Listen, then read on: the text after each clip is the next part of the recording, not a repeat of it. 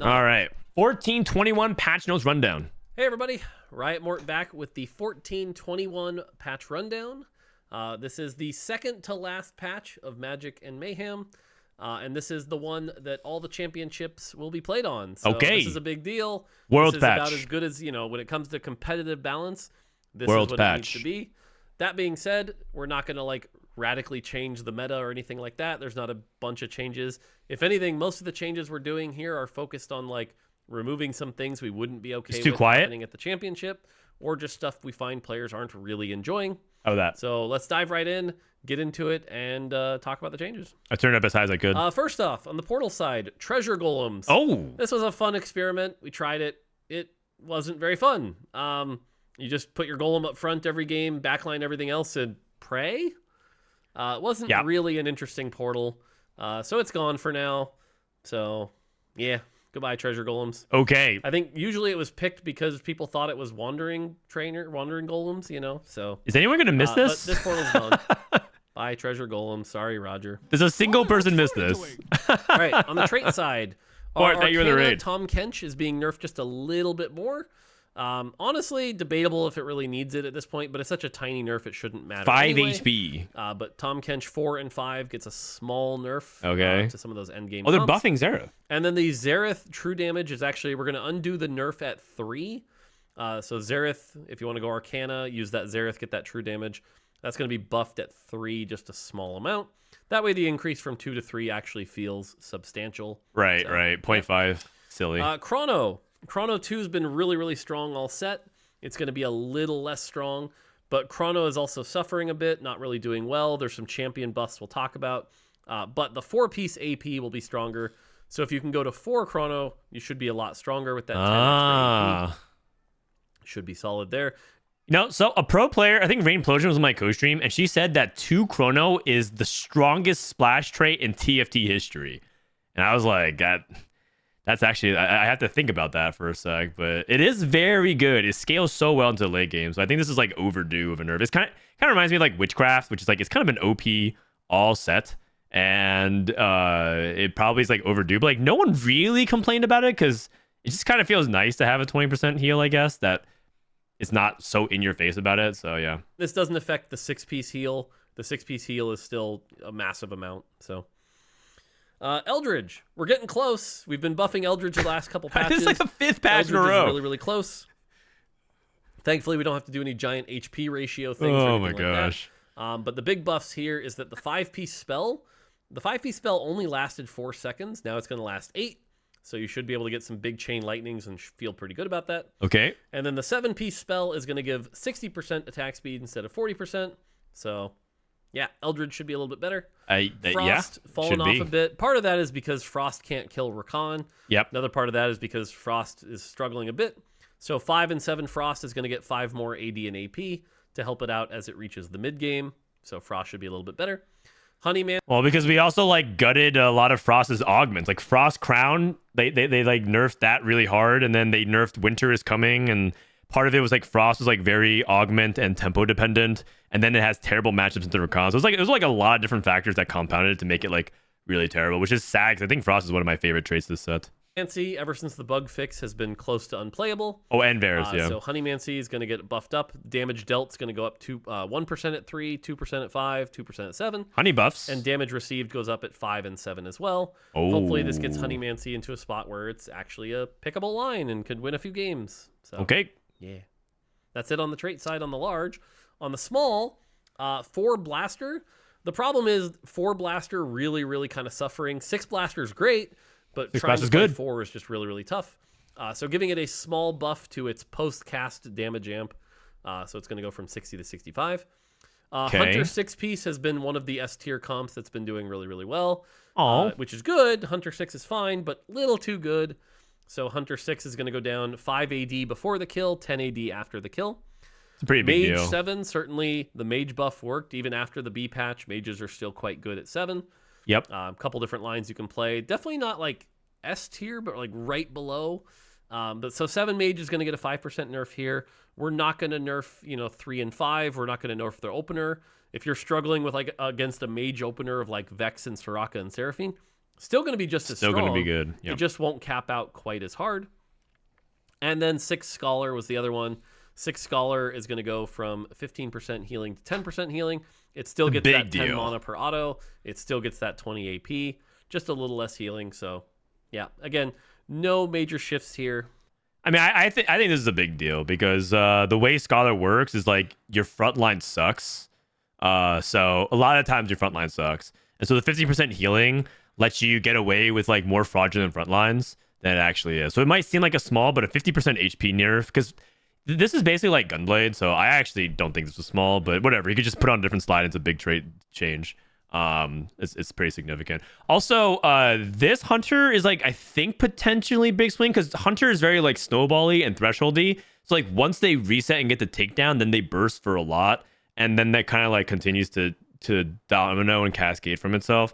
So it is like small in number, but it could be big in impact, is what I'm trying to say. 4 blaster buffs generally good, because I think that trait sucks. All right, on the 1-cost side, Jax. Jax is kind of trying to help Chrono and Multi-Striker, but he doesn't have a real weapon and kind of dies really quick, so Jax has not been doing that well. So Jax, we're going to give 15 more armor and MR during his spell at all levels. Okay, so he's he's tankier. Pretty tanky and a much more exciting opener. So hopefully if you can get a Chrono opener with the Jax 2 or even the Jax 3 line with Ashe, should be pretty good. They nerfed 2 Chrono, though. And then Warwick. Warwick is getting a really big buff here. Warwick, his spell AD is going to go from 60 to 70, and his healing at 1 and 2, so when he gets there is going to be great. Now, for everyone wondering, well, that's just going to make Corrupted Vamp Scepter Warwick OP, you'd be right, but we'll get to that change in a minute. Oh, okay. Warwick really needs the buff. Warwick without Corrupted Vamp Scepter is really, really terrible. And so this is our way of saying, hey, you can actually consider playing Warwick without Corrupted Vamp Scepter. So okay. Well, I understand that's the case, but also maybe this is like a little, maybe it's not true, but I'm pretty sure you can already play Warwick without Vamp Scepter, so maybe Warwick doesn't need the buffs. Because I think they're worried that like Warwick can't do well without it, but I actually think he can. Without Corrupted Vamp Scepter is really, really terrible. And so this is our way of saying, hey, wait, you think it's really, really terrible? I disagree. Warwick without Corrupted Vamp Scepter. So, yeah. All right, 2 costs. This is the area that kind of needed the most change right now. Is More didn't watch my YouTube video. Ahri feels close to being playable, but isn't quite there at the highest level. So Ahri is going to get another very small buff here, 5% at most. So Ahri is going to get buffed. Neela, another champion, getting a pretty big buff here, 10% base AD. That being said, I still think she'll, kind of take damage and die, but we'll see. Buffing Eldritch and Neela. Help Neela, as well as it kind of helps Eldritch as well. Rumble's going to get 10 off that mana. Rumble, kind of like the best opener you can get. Yes. I'm a little sad for Sugarcraft here, but this was necessary, especially with the power of Vanguard. So Rumble's going to get a 10 mana nerf. Shyvana has definitely been one of the toughest things to deal with this patch. Yes. So we're lowering her base HP by 50. We debated a bunch of different nerfs, including lowering her spell damage and stuff like that. But Shyvana is meant to be a carry. So she is meant to do damage. We're happy that Shyvana's finally being playable. I see. That being said, with that Shyvana also has, 2,000 health and you're struggling to get through it, that's a little much. So 50 base health here is going to be a pretty big nerf. It's going to hit the shapeshifter. It's going to hit her transform, So she'll be a little less tanky. So hopefully that hurts the shapeshifter fast 9 kind of stuff you see. And then Syndra is going to get another buff here. I think we've been buffing her every single patch. Since that first come on now. After we nerfed her. Will this make her playable? It's like probably 6 patches in a row. Again, we couldn't go heavy on the Worlds patch here. Maybe if you have a really strong Syndra opener, there might be a line. It does help Eldritch as well. But do I think this is going to magically make Syndra reroll BS tier? No. Okay, so we've buffed Syndra and Neela and Eldritch, so the line should theoretically be better. There is belief, if you guys, I don't know if you guys agree with Dish Soap, but, for our TFT Academy tier list, a lot of Dish Soap is, very insistent that he thinks Eldritch is actually kind of good. And there's 2 variations. One that lets you tempo and one that rerolls, because the star scaling was really good. They nerfed the star scaling last patch, but if you end up playing, I don't know, maybe this ends up becoming much better if you have the line for it. I'm not entirely sure. Rumble and Shyvana are the best 2 costs in general play around. That's correct. This is also another patch where they buffed Ahri. And Ahri is fringe playable, but this probably makes her like better. Like right now, what you can do with Ari's hero augments, like if you play like a Witchy Wallop or something like that, you can play Ari 3. But we'll see. I just find it funny that they buffed Syndra. They changed her cast time. The big nerf to Syndra was her cast time on her ability, and then they proceeded to buff her 6 patches in a row. So that first patch, like, what a fall from grace. She was incredible, and now she's like, again. she just gets buffed every single patch. Akali, another champion that's really been struggling, but this should help warriors in their early game as well as Pyro. So Akali's dash AD percent is going to go up. And then Tristana, kind of basically the item carrier for Kalista. Yeah. You basically put your Kalista items on Tristana and try to lose as little as you can. But we're going to buff Tristana to make sure that they're buffing the Kalista line. Could actually still be playable. They're buffing the Kalista Tristana line. getting a small nudge here. They're buffing Akali and Neela, and yeah, like maybe they'll. Who knows what else they do? Just keep that in mind. We'll see. Lose as little as you can. But we're going to buff Tristana to make sure that she Thank you, Kagiano. could actually still Appreciate be playable. you, man. So Tristana getting a small nudge here. Jinx. Jinx is going to get a change here. We're we saw buffing Six Jinx? Hunter get nerfed. We saw some of the front line get changed here. So Jinx is going to get compensated for that because we do want Jinx to be playable. A small 3 AD buff. She's she's more than playable right now. Basically, the fake unit of Fairy. Warrior kind of struggles a little bit as well. So Katarina is going to get a buff here where the 2 targets nearest to her spell take a little extra damage. This should allow her to get a couple more kills. So, yep. Okay. So they're buffing all the warriors. They're buffing Katarina, Neela, and Akali, which might bring warriors back. Like, warrior reroll right now is not very real, but like if enough small buffs happen to smooth the early game, like how many times have you guys opened up Neela 2 and been really disappointed? It's happened to me like multiple times on stream. So I think we could see warriors make a comeback. They did nerf 6 Hunter, you're right.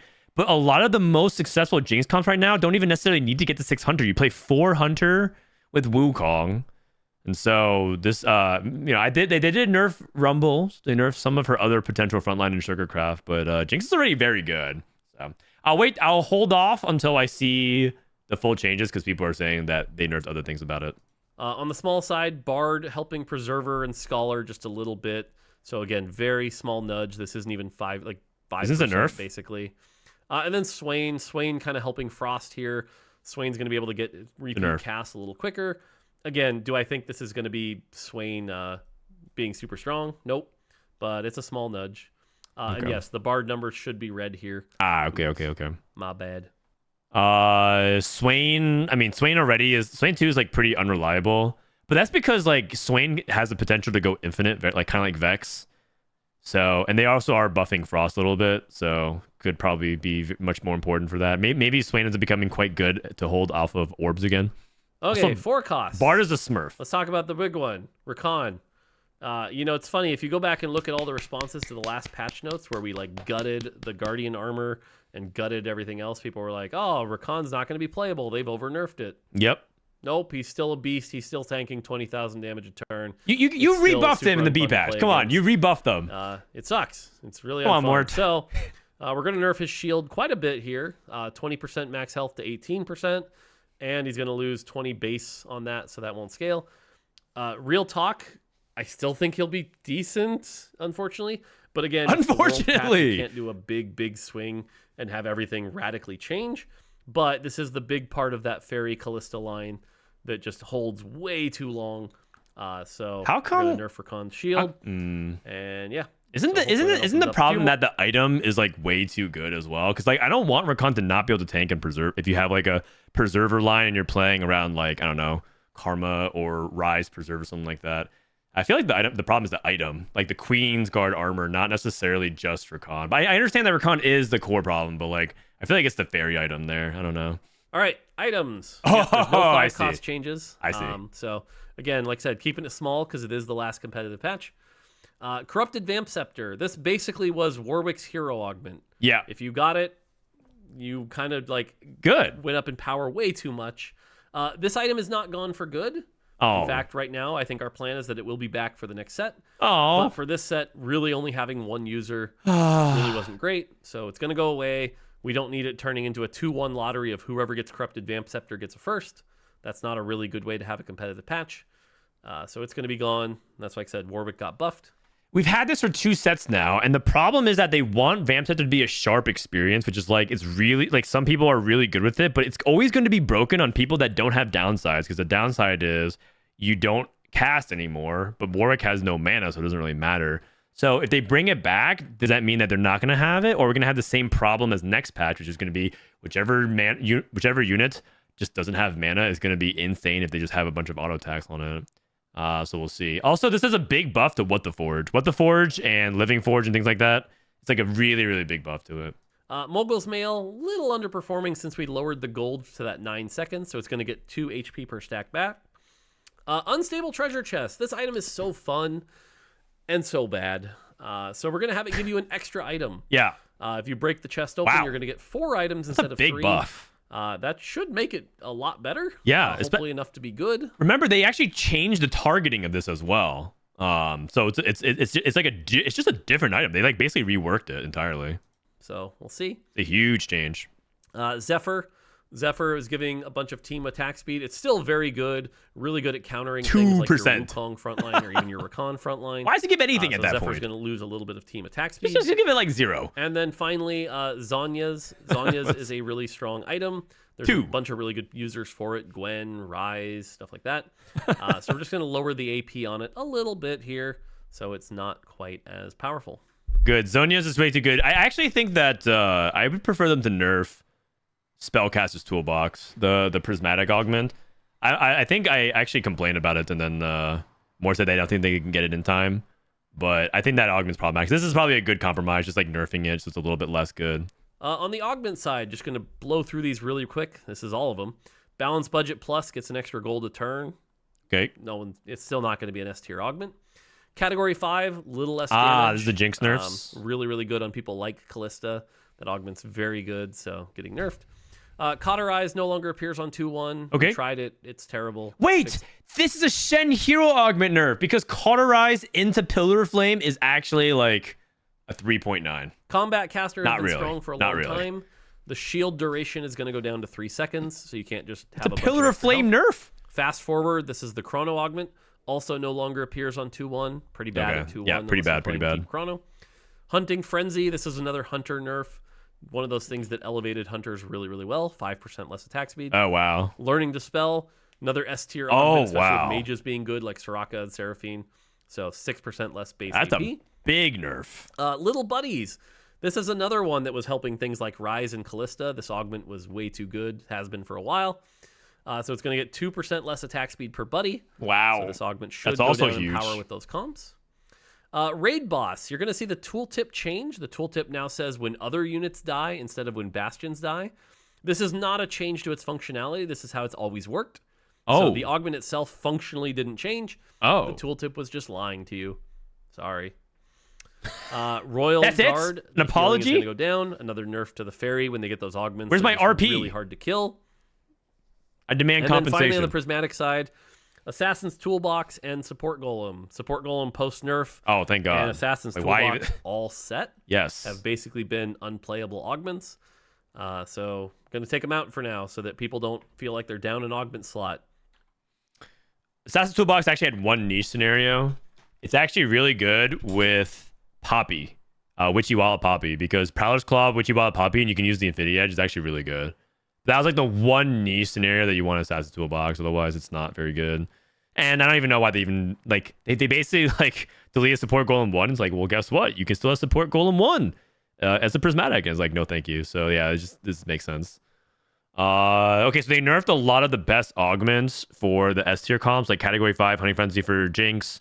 Learn your spell. This is a massive nerf. But 50% of its base AP. That's a huge deal. So you can't snowball nearly as easily in the early game.